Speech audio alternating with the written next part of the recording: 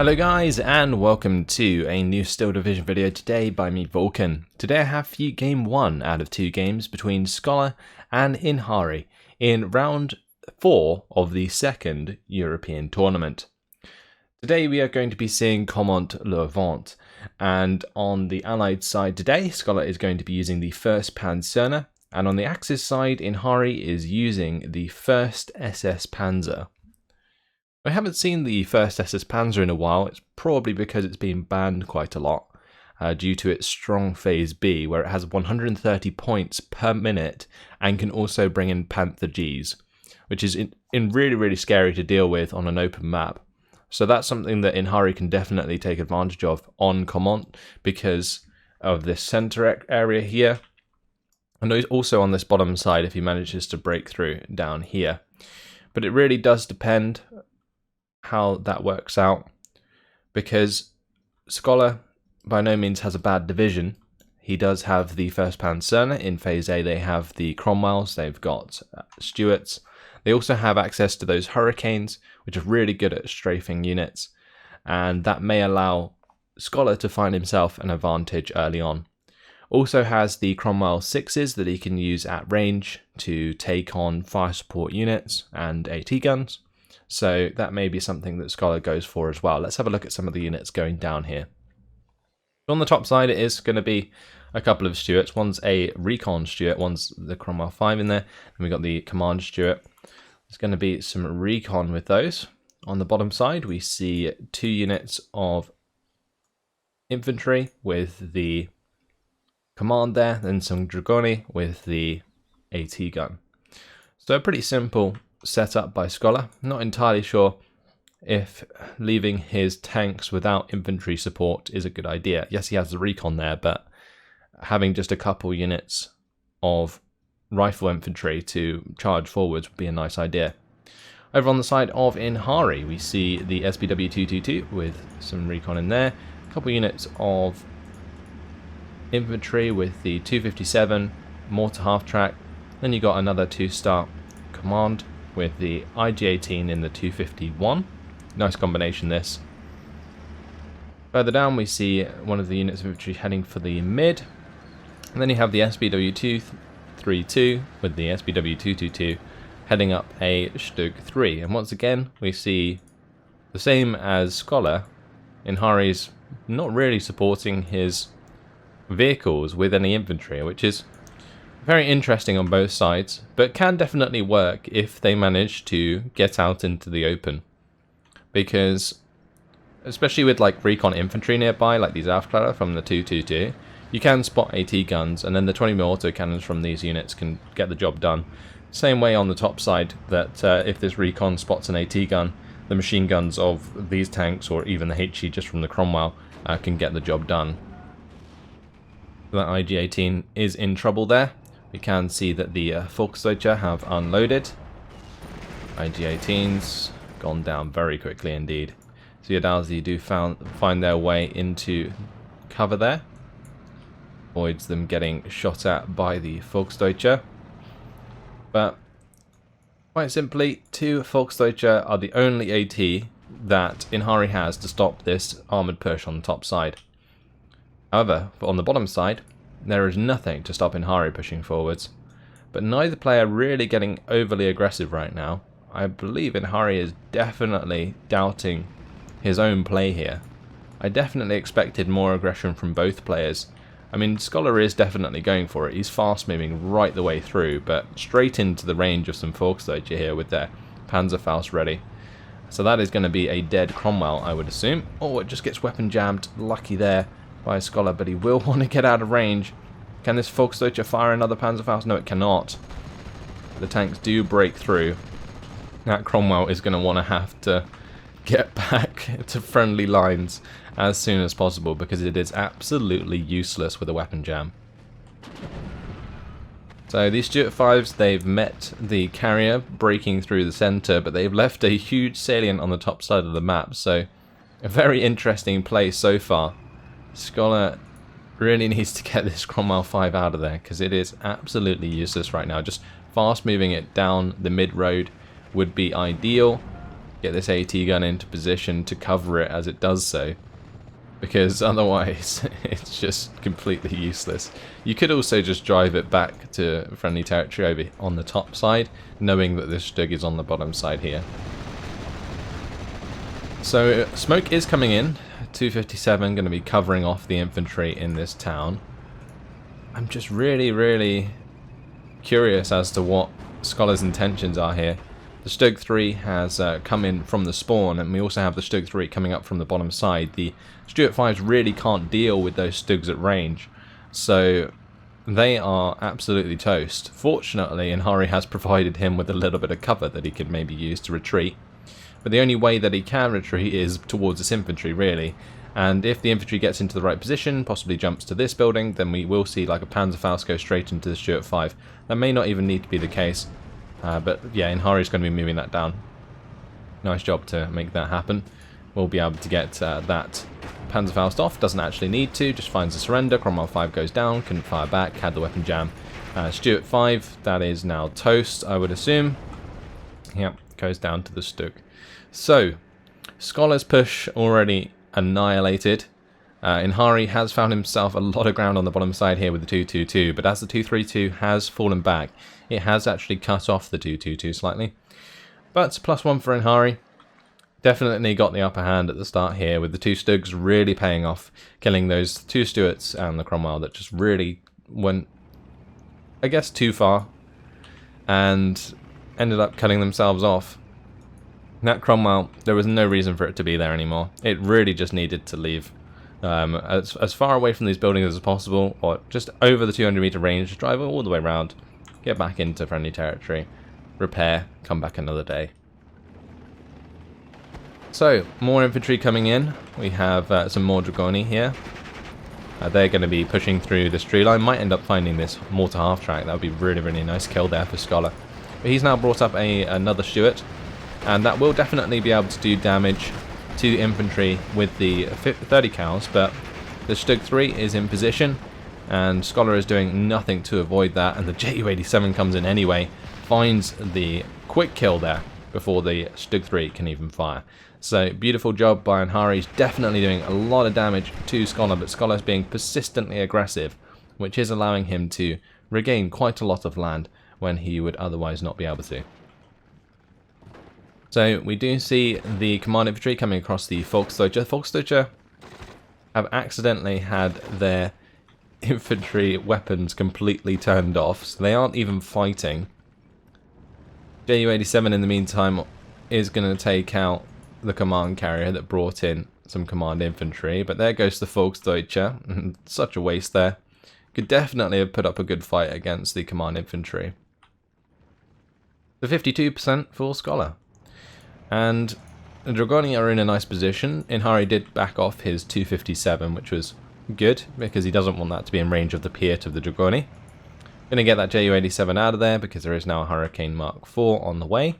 And the Ju-87, it is slow, but so are Hurricanes. Hurricane will be a little bit faster. Has managed to get onto the back of the Ju-87. That Ju-87 surely going to go down. Yes, indeed. Skollar managing to find that kill. Not the quickest of reactions. Probably had to wait for the tick in order to afford himself a Hurricane. But well worth the kill onto the Ju-87. Just so that it is not a problem if he wants to bring in more tanks, just like that, the Stuart there. The 2 units of infantry coming in on the bottom side to accompany a 6-pounder. This is just going to secure that against the SBW-222, which I think is, you know, a decent defense. Except if you let one of the infantry die without unloading them. Either way, Stug 3, that's now supporting a push of Volksdeutsche as they try and make some ground back against the Streltsy. You can see on the top side, the Dragoni did try and make some ground towards the 257. This doesn't have a machine gun, so it can't defend itself, so Skollar had every right to try and run that down, but Volksdeutsche coming in and engaging with the 2 MG42s is really dire for those Dragoni, and has led to them being completely cut off. New IG-18 is on the field, nothing really to stop that from firing now, since all of those tanks are dead. So I feel like Inhari really has a good grasp on this game, it's just, he's not really taking advantage. Saying that, 6-pounder finds a kill onto the Stug 3. Lovely stuff on the top side by Skollar. These 6-pounders are in really nice positions, to be fair.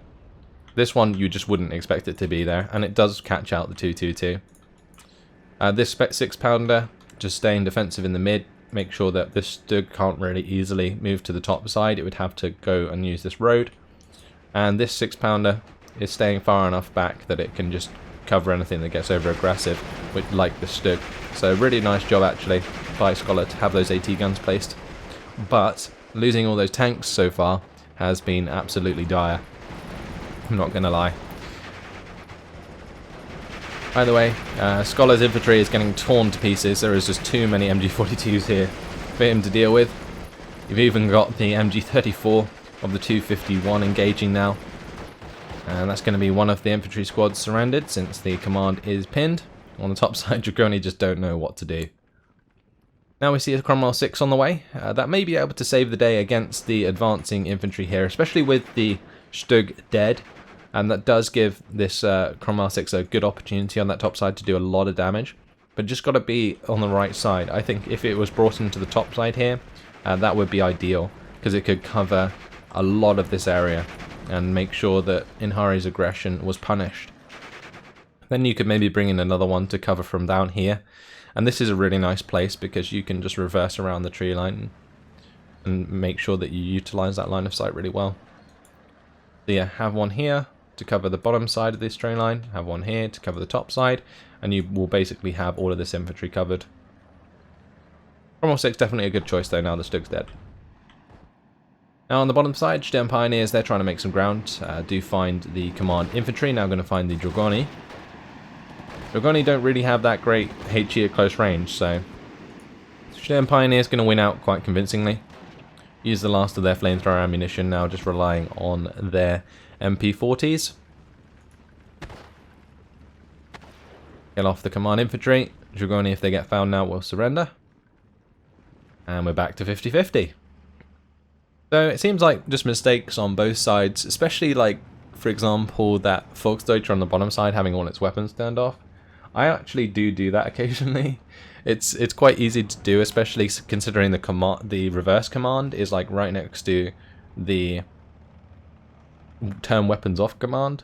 So it generally happens to me on vehicles. But seeing it happen on infantry is quite interesting. Either way, IG-18 now engaging the Cromwell 6. Cromwell 6 can just back off and engage that from out of range. Since it does have the 1,200 meter range, but this is on a normal move command as opposed to an attack move command.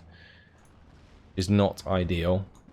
On the bottom side, 6-pounder didn't keep its distance. 232 is going to punish that. 232 going to kill that off, and when it does, that will open up the bottom side quite nicely for Inhari. He could potentially fast move all the way into the salient once again. Volksdeutsche are making their way into the top side of the forest. Cromwell 6, that is trying to take out the 251. I like that there has been recon brought in. That's going to be pretty important, especially if Skollar doesn't want to get caught out by AT infantry again, like the Panzerfaust on the Volksdeutsche. Knowing where those are is going to be very important if Skollar wants to make ground on the top side. Chelsea, they're alright. They've only got 5 HE at close range though. Whereas, for example, rifles with the 15th Infantry, they have 8 HE at close range because they have 2 Stens rather than just 1. Major difference between the Polish Chelsea and the rifles of the British divisions. Now Sapierzy coming in. Sapierzy are nice though. They will definitely deal with Sturm Pioneers very well, especially Sturm Pioneers that do not have any flamethrower ammunition. So we'll see that engagement occur. Volksdeutsche have found the 6-pounder. That's probably going to go down nice and easy. 251-2. More to half track. Now engaging the 6-pounder. One of the Volksdeutsche on the top side, they're going to get taken out as the Dragoni and Chelsea do continue. So trades all across the map. Both players trying to put on pressure where they can, but really not finding too much ground like they did initially. I think both players had a lot of potential to just drive all the way through, but got threatened by each other's armor pushes and decided to react to each other as opposed to continuing their own game plan. Cromwell 4 does take out that 232 on the bottom side, so no salient for that for the time being, and that's going to give the ground back to Inhari. Just swinging backwards and forwards this game. Panzer IV-J now going to be coming in. 2-star veterancy. Internal fragments, the Cromwell 6 with the first shot. Completely neutralizing that for the time being. Same as the weapon jam, that now just needs to leave. It needs to get back to the front line. Because last thing you want is to have that killed now when it cannot even fire back. Panzer IV-J is going to be trying to take advantage of the Nebelwerfer 41 that's just been used to hit this tree line. Probably looking for the hit onto this 6-pounder. That would be something that I would be trying to do with the Nebelwerfer if I had one. Stug 3. That's now getting very aggressive. Probably relying on the fact that he does have infantry in both sides of the forest here. But to be honest, against Sikorsky, this is a really smart move. Because he can use that Stug at close range to just pin those very quickly indeed and save his infantry. I really like the choice there, but the Dragoni, they've got to get killed off before the Stug gets in range. And the Stug manages to take out the Sikorsky. The Volksdeutsche for some reason came back, got themselves surrendered. Now the Stug going to try and push through, but the Cromwell 4 making ground on the bottom side. That could easily ambush the Stug 3 if it was used correctly, but instead is being used to gain ground, which is fair enough. Another Cromwell 4 on the top side with the 2-star veterancy. Might be able to get some work done, but it's going to be more about the AT guns. This AT gun did get itself killed. Looks like the mortar half-track managed to finish that off by the looks of the craters around. So it's really going to be up to this AT gun to get the job done. And that's going to be a 17-pounder. But if that's revealed itself, then Inhari will have something to deal with it. Especially the Nebelwerfer or even the mortar half-track here. And that will help protect the Panzer IV and Stug 3 from that engagement. This Cromwell 4 getting ahead of itself, that's for sure. When it gets cut off like this, there is no point really in continuing, because if you get hit when you're surrounded, you take double morale damage. So this Panther G could probably just one-shot fall back the Cromwell 4 even if it doesn't hit, which is really, really bad. But the Panther G is on the field now for Inhari. We are midway through Phase B. That has now arrived. Nice kill though for the Cromwell 4. Takes out the Panzer IV-J. Really took advantage of the aim time there. You can see that Panzer IV could barely turn its turret in time before the Cromwell killed it. And that is quite simply due to the fact that the Cromwell 4 has a faster aim time, and the Panzer IV-J is not a Panzer IV-H, which has the automatic turret, as opposed to the Panzer IV-J, which has a hand crank turret. Nice shot by the Nebelwerfer. Clean kill onto the 17-pounder. Really what Inhari needed to do with the Nebelwerfer, so smart choice. Stug 3 though, which has broken through, takes out the half-track there, takes out another one further back, and is now going to be engaging this infantry and preventing it from making too much ground. Nice kill onto the Jeep there, does kill the recon before it unloads. The Cromwell, wherever the hell it was, did get killed by the Panther G. There we go, got sniped on the road. And Pioneer Fiora, they're going to take out the Strelzy that were behind enemy lines. So 54% territory lead now for Inhari. And honestly, I'm surprised that Inhari is not ahead in this game at this moment in time, because he had such a strong early game. He managed to kill the majority of Skollar's units, especially his armoured units. And he is persistently doing so. You can see that Cromwell 4's gone down. You know, the Cromwell 4's dead on the bottom side. So now he's got a Panther on the field. This should be game over. Especially if he can get it to the position where the Stug is, because he can just cover this entire open ground and not have to worry. So the Panther G, it is heading down to the bottom side, but really just needs to get aggressive, fast move all the way up to maybe where these Aufklärer are, and just cover this side. I did mention this at the start. Now that Inhari's actually broken through this bottom side, which is the hardest part, he can just bring in a Panther and win the game. because there isn't really any way for Skollar to deal with that other than maybe an airstrike or some artillery. Artillery would take too long, and the Panther would just move. And the Hurricanes, well, you know, a rocket Hurricane could get the job done, allowing a Sherman to maybe advance onto the Panther G.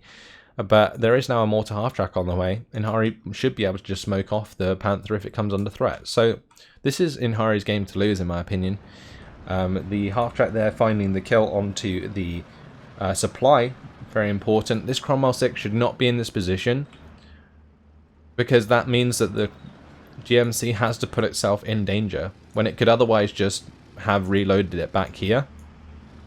So I just feel like there's way too many mistakes in this game, and it definitely is costing Skollar, but Inhari's just not getting aggressive enough. Like, there is no reason, again, for this Stug 3 to really fall back, in my opinion. It should beat back this Sherman 5. And yes, the Sherman 5 is a formidable target for the Stug 3, and honestly, the Sherman 5 has just as much chance to penetrate the Stug 3 as the Stug does the Sherman. But when you've got a Panther on the way, you want to try and hold the Sherman back as far as you can so the Panther can engage from maximum range. Because now what's happened is all its infantry's managed to get into this tree line when it really shouldn't have.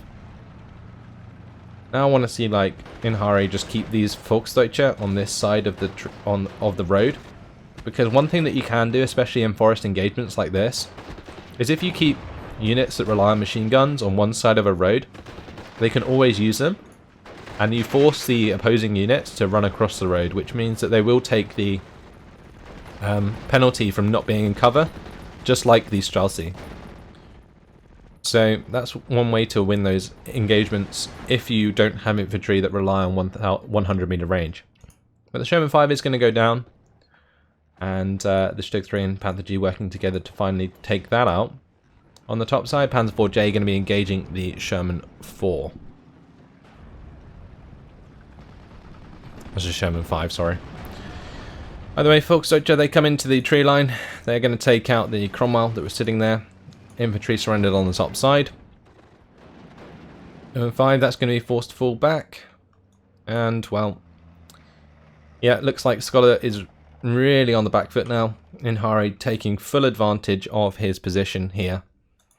A Firefly is on its way, and the Panther will be able to likely take that out. So this isn't the best response unless a Hurricane comes in, hits the Panther G, and then the Firefly moves into range. But the Firefly will probably want to find the kill onto the Stug first, so moving it down to the very bottom and using the line of sight here to shoot up this road is going to be pretty important. If Skollar doesn't do that, then he will leave himself vulnerable to a 2v1, which is not what he wants. Stosstroop, they're going to come in with the half-track here and absolutely annihilate those infantry.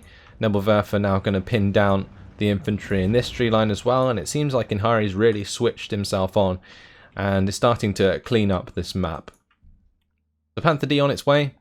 With the 1st SS, they get 200 point Panther Ds, and this is something that is really, really strong, and something that, if managed correctly, can be utilized very well to completely destroy Allied forces. But +2 for Inhari. Good to see him finally getting a grasp on this game after he has had the kill advantage throughout the entire game so far. Needs to clean up these Streltsy though, just so that he knows that they are not a threat anymore. They aren't really a threat to any of these units.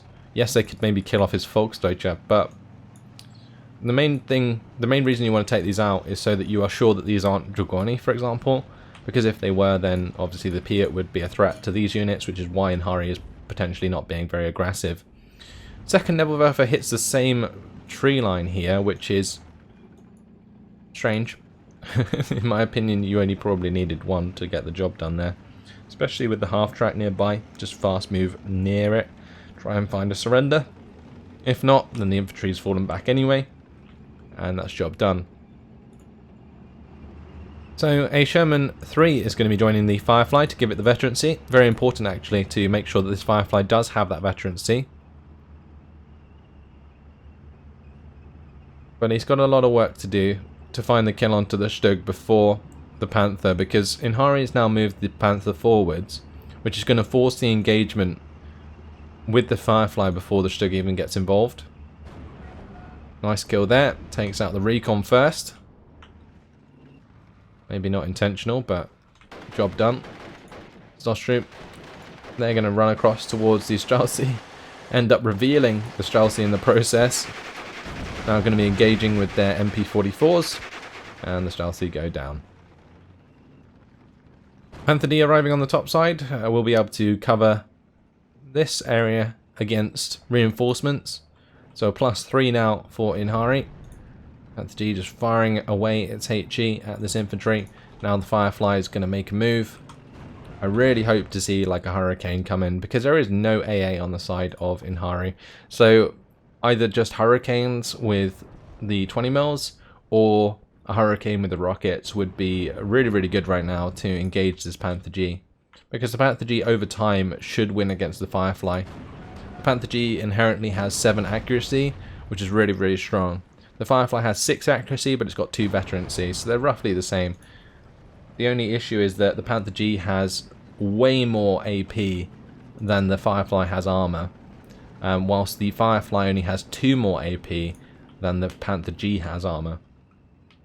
So that's the disparity, and that's why Panthers often win at those 1v1 engagements. By the way, Stug's going to be moving up. The command infantry here, they are not really going to recover, I think, because they are behind enemy lines. And, well, this line is completely controlled by Inhari. And as long as Panthers are on the field, that pretty much means game over for Skollar at this point. No real coming back. Oh, looks like those guys did recover. And they are going to take back a little bit of ground. Interesting. Do manage to kill the half-track. Now the Stormtroop going to run in there and try and clean those guys up. Interesting stuff. I didn't expect those to recover like that. But either way. Panther G. That's going to continue to slam this infantry as it wants to make ground. Now Befehl Panther on its way to accompany that. Stormtroop, they're opening up with the MP44s. They've got to stop though, because otherwise they are going to be incredibly inaccurate. Probably going to end up getting themselves killed off. That was close. The Spear Troop actually saved the day there. A little bit more ground goes in favour of Inhari once again. And it seems as though Inhari is just kind of chilling. He doesn't want to go too aggressive. Not sure quite what happened to this Panther G. Looks like a bombing strike, maybe a Mosquito. So that's in trouble, especially with the Firefly breathing down its neck. Befehl Panther though is on the way. And there is the Nebelwerfer on the bottom side that will be able to hit these guys with a strike and allow the Befehl Panther to maybe get an advantage on that bottom side. Okay, so the Gepard's actually playing a part now. Hurricane Mark IV with the rockets actually hit the top side onto the Panzer IV-J and the Stug 3. Now that's only going to prevent those from pushing forwards. It's not actually going to find a kill, which is pretty important, honestly. Like, when you could use it on the bottom side to hit these Panthers, I think it's just a way better use. But right now, these Panthers are going to be very hard to kill just because of their positioning. You can see the line of sight's really dodgy because of these trees just here. And that means that the Fireflies and Shermans are going to have to like force an engagement in order to kill the Panthers. And when there's 2 Panthers versus 3 Shermans, generally the Panthers will win. And now a really nice strike here from the Nebelwerfer is going to hit the Sherman 5s and the Fireflies there. Just enough to give them that little bit of doubt. And it's enough to get the Firefly killed. Befehl Panther takes out the Sherman as well. And there goes the last one. Nice kills there from the Panthers. Absolute turkey shoot. Destroys Skollar's last chance in this game. And I think even if he had been successful in killing these Panthers, There is no way that Skollar would have been able to make back the ground in time in order to win, especially with Inhari over 1,500 points and ticking towards victory in 5 minutes and 10 seconds. So, quite simply just recon left on the field with a couple of Streltsy. I think, honestly, Inhari could like just grab all his units and put an attack move towards the enemy spawn right now and just win the game. I am surprised how passive Inhari has been throughout the game, especially with the advantages that he has had.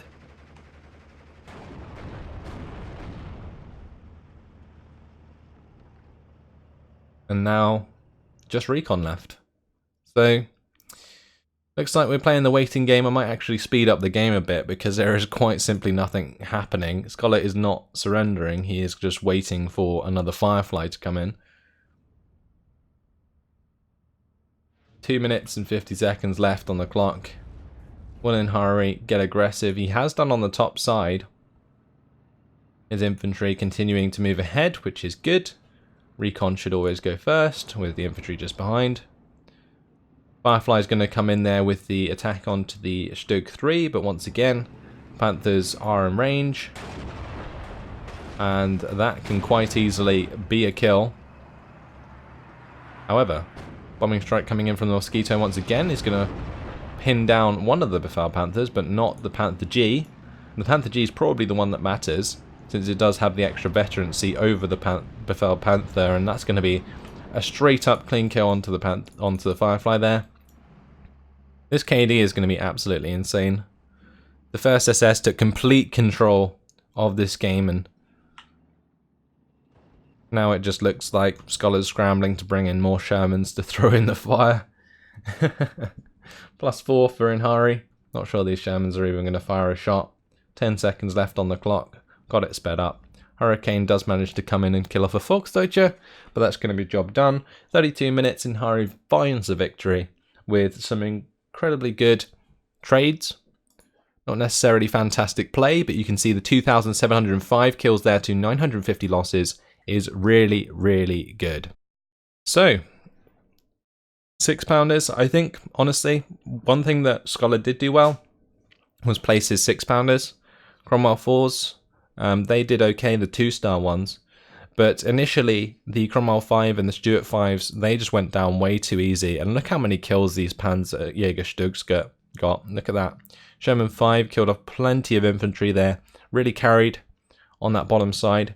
I believe this was the one that came in off the reinforcements, killed the Stuart 5 and Cromwell 5 on the top side. JU-87 came in, got the Stuart 5 and carrier kills, maybe stayed around for a little bit too long, allowed the Hurricane to be purchased and brought in against it. But then we see the Panther G.